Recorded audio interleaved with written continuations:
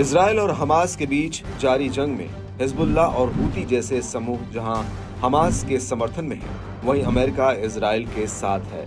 यही वजह है कि यमन का हूती समूह लाल सागर से गुजरने वाले अमेरिकी और इजरायली जहाजों पर हमले कर रहा है, जिससे अमेरिकी और इजरायली जहाजों को समुद्री व्यापार के लिए दक्षिणी अफ्रीका से होकर आना जाना पड़ रहा है।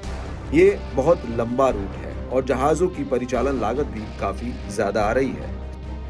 अमेरिका ने हूतियों से निपटने के लिए ब्रिटेन सहित कुछ अन्य देशों का एक समूह बनाकर कई बार उन्हें सामूहिक चेतावनी दी और हूती ठिकानों पर हमले भी कर रहे हैं, लेकिन हूतियों पर अमेरिकी धमकी और हमलों का कोई असर नहीं पड़ रहा।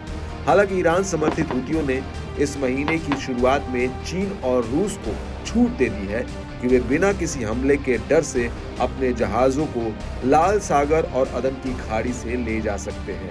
इसके बाद कई रूसी युद्धपोत बाब अल मंडेब को पार कर लाल सागर में प्रवेश कर गए।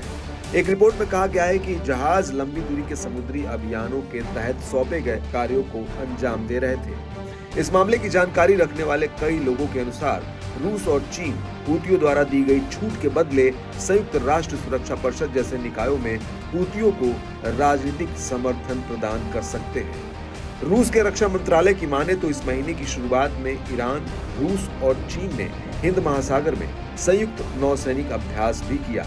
रूस का कहना है कि इसका उद्देश्य समुद्री आर्थिक गतिविधियों में सुरक्षा का अभ्यास करना था, जिसमें समुद्री डाकुओं द्वारा अगवा किए गए जहाजों को मुक्त कराना भी शामिल था।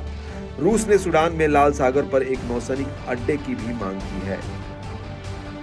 हालांकि ईरान समर्थित हूती समूह ने रूस और चीन को भले ही बिना किसी हमले के डर से लाल सागर से जहाज ले जाने की छूट दी है, लेकिन उसके बाद भी हमले का डर बना हुआ है, क्योंकि कुछ मामलों में ऐसा लगता है कि हूती जहाजों की पहचान करने में गलती कर जा रहे हैं और जिसको उन्होंने छूट दी उसी पर हमले कर दे रहे हैं। दरअसल जनवरी के अंत में यमन के पास रूसी तेल ले जा रहे एक जहाज के पास मिसाइल विस्फोट हुआ। माना जा रहा है कि यह हमला हूतियों ने ही किया। उनसे जहाज की पहचान में चूक हो गई, जिससे उसी देश के जहाज पर हमला हो गया जिसे उन्होंने छूट दी।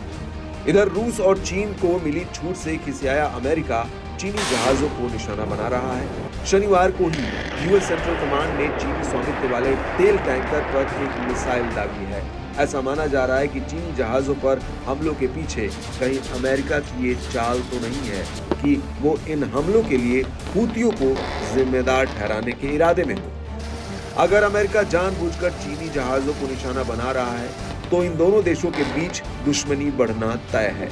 वैसे तो अमेरिका और चीन जैसे ताकत संपन्न देश खुलकर युद्ध लड़ने से बचते हुए दिखते हैं, लेकिन अगर इनके बीच दुश्मनी बढ़ती है तो इसकी आंच से काफी देश और उनकी नीतियां प्रभावित होंगी।